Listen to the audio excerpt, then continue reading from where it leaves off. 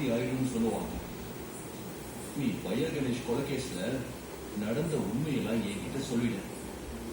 இந்த கேஸ்ல சாட்சி தான் ஃபர்ஸ்ட் அக்யூஸ்ட்னு எனக்கு தெரியும்.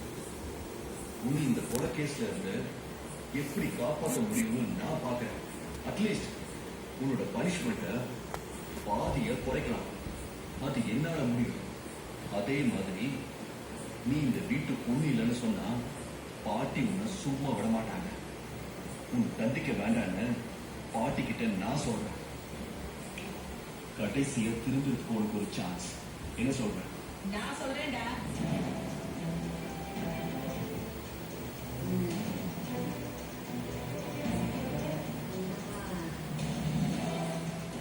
நீ கவலைப்படாத. ஏன் அர்ஜுன் கோர்ட்டுக்கு போனா நீ தோத்து போயிடுவேன்னு உனக்கு தோண ஆரம்பிச்சிருச்சா? அணுவை சமாதானப்படுத்த பாக்குற. எனக்கு கூட இந்த யோசனை வந்திருக்காது. எப்ப நீ கோர்ட்டுக்கு போற நேரமா பார்த்து அணுவை சமாதானப்படுத்தி அவகிட்ட சரண்டர் ஆகலான்னு பாக்குறியோ அப்பதான் எனக்கு இதெல்லாம் தோணுச்சு. பாட்டி, நீங்க நினைக்கிற மாதிரி எல்லாம் இல்ல.